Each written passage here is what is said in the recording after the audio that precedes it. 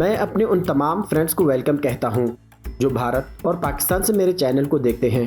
ناظرین، آج میں پھر سے آپ کے لیے ایک انتہائی دلچسپ مووی لے کر آیا ہوں، تو چلیے وقت ضائع کیے بغیر اپنی مووی کی جانب بڑھتے ہیں۔ دکھایا جاتا ہے کہ انہیں معلوم نہیں تھا کہ وہ کس مشن کا سامنا کر رہے ہیں۔ یہ کوئی عام مشن نہیں تھا، کیونکہ حقیقت میں انہیں ایک انجینئر کو بچانے بھیجا گیا تھا جو ایک پرانے جنگی بنکر میں تحقیق کر رہا تھا، مگر وہ وہاں ایک خوفناک چیز کے ساتھ ٹکرا گئے۔ فلم کی شروعات میں ایک آدمی جس کا نام اولے تھا کسی چیز سے بھاگ رہا تھا۔ اس کے پیچھے ایک مرد اور ایک مہیلا تھی جس کا نام کلوئی تھا۔ اس نے اس مرد کو گولی مار دی اور کلوئی کی ٹانگ پر ایک گولی چلا دی۔ آخرکار اولے خود بچ نکلتا ہے، جبکہ کلوئی وہیں پھنس جاتی ہے۔ بنکر کا آٹومیٹک حفاظتی نظام ترنت ہی تمام خارجی راستے بند کر دیتا ہے تاکہ کوئی ناپسندیدہ چیز باہر نہ جا سکے۔ کلوئی بچ نکلنے کا راستہ تلاش کرنے لگتی ہے۔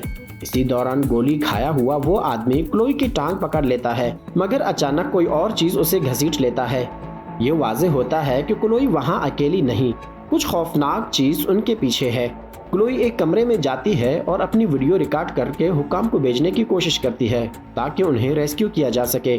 وہ اپنا جسم صاف کرتی ہے اور اپنی ٹانگ میں پھنسی ہوئی گولی خود نکالتی ہے، لیکن یہ بس شروعات ہے۔ ابھی اسے وہاں موجود مخلوق کی دہشت سے بھی بچنا ہے۔ کلوئی کو احساس ہوتا ہے کہ صرف ایک کلہاڑی سے لڑنا ممکن نہیں، اس لیے وہ چھپ جاتی ہے اور مکمل خاموشی اختیار کرتی ہے۔ وہ مخلوق بہت خوفناک ہے، آنکھوں سے نہیں دیکھتی لیکن ان کی سماعت بہت تیز ہے۔ تھوڑا سا شور بھی ہو تو وہ ترنت ہی حملہ کر دیتی ہے۔ دوسری طرف ایک شخص جس کا نام مارشل ہے، وہ ایک ایلیٹ ٹیم کا رکن ہے جو کئی جنگوں میں حصہ لے چکا ہے۔ جب وہ تیاری کر رہا ہوتا ہے تو اس کی پتنی اسے کال کرتی ہے۔ اس کی پتنی اسے جانے سے روکتی ہے، مگر مارشل وعدہ کرتا ہے کہ یہ اس کی آخری مہم ہوگی اور اس کے بعد وہ طویل رخصت لے گا۔ اس کے ساتھ اس کا دوست جونیئر بھی ہے جو اس ٹیم کا رکن ہے۔ اب ان دونوں کو اس جگہ بھیجا جاتا ہے جہاں کلوئی پھنس چکی تھی۔ کلوئی کی ویڈیو ریکارڈنگ ان کے ہیڈ کوارٹر تک پہنچ گئی تھی۔ مارشل اور جونیئر اکیلے نہیں جاتے، انہیں ٹیم الفا کی مدد حاصل ہے جس کی قیادت رچل کر رہی ہے جو جونیئر کی محبوبہ ہے۔ یہ مشن بہت ہی خطرناک اور حکمت عملی کا تقاضا کرتا ہے۔ الفا ٹیم مرکزی راستے سے جائے گی جبکہ مارشل، جونیئر اور کچھ دیگر ارکان پہاڑی کے پیچھے سے جائیں گے، مگر ان کا سفر آسان نہیں ہوتا۔ راستے میں وہ ایک شخص کو دھات تلاش کرنے والے آلے کے ساتھ دیکھتے ہیں جو بھاگنے کی کوشش کرتا ہے، مگر وہ اسے پکڑ لیتے ہیں۔ ادھر ریچل اور الفا ٹیم عمارت میں داخل ہو چکے ہوتے ہیں اور ایک شخص کو خون آلود منہ کے ساتھ پاتے ہیں۔ کچھ نہ کچھ یہاں بہت غلط ہے۔ مارشل اور جونیئر کو عمارت میں داخل ہونا آسان نہیں کیونکہ وہاں نامعلوم افواج موجود ہیں۔ ان میں سے کئی افراد مارے جا چکے ہیں۔ مارشل اور جونیئر اپنے ساتھیوں کو زندہ دیکھتے ہیں، مگر وہ بھی ان نامعلوم فورسز کے ہاتھوں مارے جاتے ہیں۔ یہ سب کچھ کیوں ہو رہا ہے اور کس سے لڑ رہے ہیں؟ مارشل اور جونیئر کا ٹھکانہ اب بھی محفوظ نہیں، لہٰذا وہ مسلسل آگے بڑھتے ہیں اور بالآخر انہیں ایک بند راستہ ملتا ہے۔ اب صرف ایک ہی راستہ بچا ہے، ندی میں چھلانگ لگانے کا۔ بعد میں پتہ چلتا ہے کہ ان نامعلوم فوجیوں کی قیادت اولے کر رہا ہے۔ وہ اپنے ساتھیوں کو حکم دیتا ہے کہ مارشل اور جونیئر کو ہر حال میں ڈھونڈ نکالا جائے، لیکن خوش قسمتی سے مارشل اور جونیئر ندی میں چھلانگ لگا کر بچ نکلتے ہیں اور یہ راستہ انہیں ان کے اصل ہدف کے قریب تر پہنچاتا ہے۔ وہ راستہ جس میں مارشل اور جونیئر داخل ہوئے بہت مشکل، تنگ اور پتھروں سے بھرا ہوا تھا۔ جونیئر کو مارشل پر شک ہوا کہ آیا یہ واقعی صحیح راستہ ہے یا نہیں۔ دوسری طرف ان کا ایک ساتھی اولے کے فوجیوں کے ہاتھوں پکڑا جاتا ہے۔ اس سے تفتیش کی جاتی ہے کہ ان کا مقصد کیا ہے۔ ساتھی سمجھاتا ہے کہ یہ جنگ انہوں نے شروع نہیں کی تھی۔ اولے اور اس کے لوگ اس بات کی پرواہ نہیں کرتے پہلے حملہ کس نے کیا، بس وہ چاہتے تھے کہ وہ لوگ یہاں سے چلے جائیں کیونکہ یہ جگہ بہت ہی خطرناک ہے اور کسی کو یہاں آنے کی اجازت نہیں۔ اولے ایک خوفناک مخلوق دکھاتا ہے جو ایک سیاہ بوری میں بند ہے۔ اس کی آنکھیں نہیں، صرف نوکیلے دانت ہیں۔ یہ کیا چیز تھی؟ ادھر مارشل اور جونیئر عمارت کے اندر داخل ہونے میں کامیاب ہو جاتے ہیں۔ ان کا پہلا مشاہدہ دیواروں پر خون کے دھبے ہوتے ہیں۔ انہیں حیرت ہوتی ہے یہاں کیا ہوا تھا۔ ان کی ذمہ داری ہے کہ کلوئی کو تلاش کریں۔ وہ ایک کمرے میں داخل ہوتے ہیں جہاں مخلوق کی کچھ خاکیں یعنی کہ اسٹیکرز، سائنسدانوں کی تصویریں اور ان کی آوازیں ریکارڈ کی گئی ہوتی ہیں۔ یہ سب کیا کر رہے تھے؟ اتنے میں انہیں کچھ آوازیں سنائی دیتی ہیں۔ مارشل ان آوازوں کا پیچھا کرتا ہے جبکہ جونیئر کچھ اشیاء اٹھاتا ہے۔ شاید بطور ثبوت یا ریکارڈ کے لیے۔ مارشل آگے بڑھتا ہے اور اگلے کمرے میں پہنچتا ہے۔ وہاں کلوئی موجود ہوتی ہے جو اب بھی کلاڑی تھامے ہوئے ہوتی ہے۔ کلوئی مارشل سے کہتی ہے کہ کوئی آواز نہ کرے کیونکہ آواز مخلوق کو اپنی طرف کھینچ لے گی۔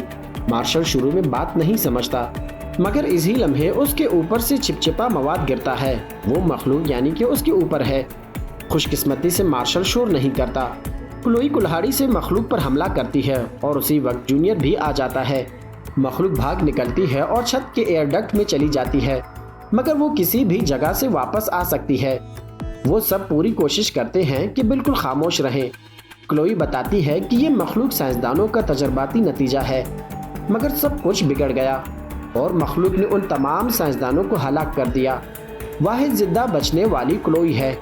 اب وہ سب اوپر والے راستے سے گزرنے کی کوشش کرتے ہیں مگر نیچے سے آواز سنائی دیتی ہے۔ مخلوق نیچے موجود ہے۔ بدقسمتی سے جونیئر کی ریڈیو سے آواز آتی ہے جس سے مخلوق ان کا سراغ لگا لیتی ہے۔ مارشل پکڑا جاتا ہے مگر کسی طرح وہ مخلوق سے بچ نکلتا ہے۔ وہ سب ایک دراڑ سے گزر کر ایک کمرے میں پہنچتے ہیں۔ انہیں الفا ٹیم کی مدد کی ضرورت ہوتی ہے مگر تاحال کوئی جواب نہیں آتا۔ کلوئی عمارت کو اچھی طرح جانتی ہے اور ان کے لیے واحد محفوظ راستہ ایئر ڈکٹ ہے مگر جیسے ہی وہ اندر جانے لگتے ہیں اولے کے ایک فوجی کو ان کا پتہ چل جاتا ہے۔ وہ انہیں اولے کے پاس لے جانا چاہتا ہے مگر پیچھے سے مخلوق آ کر اسے مار دیتی ہے۔ مارشل، کلوئی اور جونیئر ایئر ڈکٹ کے ذریعے فرار ہو جاتے ہیں۔ راستے میں مارشل جونیئر کو کہتا ہے کہ دوبارہ الفا ٹیم سے رابطہ کرے مگر اب بھی کوئی جواب نہیں ملتا۔ سفر کے آخر میں انہیں ایک آواز سنائی دیتی ہے۔ یہ ریچل کی آواز تھی۔ ریچل بہت تھکی اور زخمی لگ رہی ہوتی ہے۔ پتہ چلتا ہے کہ الفا ٹیم کا کوئی بھی رکن زندہ نہیں بچا سوائے ریچل کے۔ انہیں ریچل کو وہاں سے نکالنا تھا مگر مسئلہ یہ تھا کہ ریچل شاید مخلوق سے متاثر ہو چکی تھی۔ اس کے پیٹ میں زخم تھا، شاید انفیکشن ہو چکا ہے۔ جب جونیئر ایک لمحے کے لیے کچھ لینے گیا تو کلوئی نے موقع پا کر ریچل کے قریب جا کر اسے گولی مار دی۔ اس نے ایسا اس لیے کیا کیونکہ اسے معلوم تھا کہ ریچل بچ نہیں پائے گی۔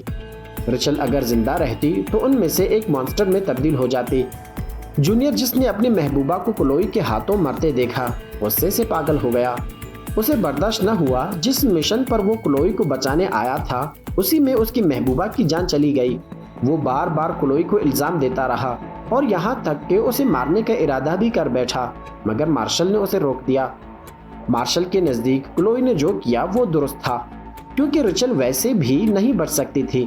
جب ان تینوں کے درمیان کشیدگی جاری تھی اچانک مونسٹر دوبارہ ظاہر ہوا اور ان پر حملہ کرنے لگا۔ اسی کشمکش میں مارشل اور جونیئر الگ ہو گئے۔ مارشل کے ساتھ کلوئی تھی جبکہ جونیئر ایک ریسرچ روم میں جا پہنچا۔ کلوئی نے ایک لاش دیکھی مگر ابھی ابتدائی مرحلے میں تھی۔ اس نے ترنت ہی اسے مار ڈالا تاکہ وہ مکمل مونسٹر نہ بن سکے۔ مارشل اور کلوئی اب بھی مخلوق کے خوف میں ہیں جبکہ جونیئر پر حملہ ہو چکا ہے اور اس کے ہاتھ پر کاٹنے کا نشان ہے۔ یہ ایک بڑا پرابلم بن سکتا ہے مگر صرف مونسٹر ہی نہیں، اولے کے فوجی بھی دوبارہ سامنے آتے ہیں۔ مارشل چھپ کر ایک کو مار دیتا ہے جبکہ کلوئی باقیوں کو ختم کرتی ہے۔ مارشل اور کلوئی کامیاب ہو جاتے ہیں مگر جونیئر اولے کے بڑے فوجیوں کے آگے بے بس ہو جاتا ہے۔ اسے بے ہوش کر کے ایک بیٹ کے ساتھ باندھ دیا جاتا ہے اور تفتیش شروع ہوتی ہے۔ تم یہاں کیوں آئے ہو؟ ایڈم کہاں ہے؟ ایڈم یہ کون ہے؟ زیادہ دیر نہیں گزرتی کہ مونسٹر پھر سے ظاہر ہوتا ہے اور اولے کے تمام آدمیوں کو مار ڈالتا ہے۔ دوسری طرف مارشل اور کلوئی کے درمیان بھی اختلاف ہو جاتا ہے۔ مارشل بار بار پوچھتا ہے یہ ایڈم کون ہے کیونکہ اس نے ایک پرانی ریکارڈنگ میں ان کا نام سنا تھا۔ پھر کلوئی وہ راز ظاہر کرتی ہے جس نے سب کچھ بدل کر رکھ دیا۔ کلوئی ایڈم کی ماں ہے۔ ایڈم اور کلوئی دونوں کو اس عمارت میں قید کیا گیا تھا اور ان پر سائنٹیفک ریسرچ کیے گئے تھے۔ کلوئی خود بھی ایک تجربے کا شکار تھی اور ایڈم اسی کا بیٹا وہی مونسٹر بن چکا تھا۔ افسوس یہ مکالمہ زیادہ دیر جاری نہیں رہتا کیونکہ مونسٹر اچانک نمودار ہو کر مارشل پر حملہ کرتا ہے۔ خوش قسمتی سے جونیئر قید سے بھاگ کر مارشل کی مدد کو آ پہنچتا ہے۔ کلوئی بھی وہاں سے فرار ہونے کی کوشش کرتی ہے اور اس بار مارشل اپنی پوری شکتی استعمال کر کر مونسٹر کو جلا کر راکھ کر دیتا ہے۔ اب کئی سال بعد کلوئی پہلی بار آزاد ہو کر باہر کی دنیا دیکھتی ہے مگر جب وہ باہر نکلتی ہے تو سامنے اولے موجود ہوتا ہے جو پہلے ہی تیار کھڑا ہے کہ اسے مار دے۔ اولے کو یہی حکم ملا تھا کہ کلوئی زندہ باہر نہ جائے آخرکار دونوں میں ہاتھ تپائی شروع ہوتی ہے اور دونوں ایک دوسرے کو چاقو سے وار کرتے ہیں۔ کلوئی گر پڑتی ہے اور اولے بھی زخمی حالت میں چلا جاتا ہے۔ کچھ دیر بعد مارشل اور جونیئر باہر آتے ہیں اور دیکھتے ہیں کہ کلوئی بظاہر بے جان ہے، مگر جب قریب آتے ہیں تو کلوئی اچانک اٹھ جاتی ہے اور دونوں کے ساتھ ایک خوفناک لڑائی شروع ہو جاتی ہے۔ کلوئی اب عام انسان نہیں رہی تھی، اس میں مانسٹر جیسی طاقت آ چکی تھی۔ جونیئر جو خود بھی تبدیلی کے قریب تھا، ایک رسی لے کر کلوئی کے گلے میں ڈال دیتا ہے اور خود دوبارہ بنکر میں چھلانگ لگا دیتا ہے۔ کلوئی کو گھسیٹتا ہے جب تک کہ وہ دم گھٹ کر مر نہ جائے۔ یہی تھا مارشل اور جونیئر کا آخری الوداع۔ مارشل جونیئر کو باہر نکلنے کو کہتا ہے، مگر جونیئر جانتا ہے کہ اب اس کا واپس جانا بیکار ہے۔ ریسکیو ٹیم کچھ گھنٹوں بعد آئے گی۔ مارشل باہر آ کر انتظار کرنے لگتا ہے، مگر اسی رات مارشل خود بھی مانسٹر میں تبدیل ہو جاتا ہے کیونکہ وہ بھی انفیکٹڈ تھا۔ اس کے ساتھ اس خوبصورت سی مووی کی کہانی یہیں پہ ختم ہو جاتی ہے۔ اگر آپ کو ہماری یہ کہانی اچھی لگی تو ہمارے اس چھوٹے سے چینل کو لائک اور سبسکرائب کیجیے گا۔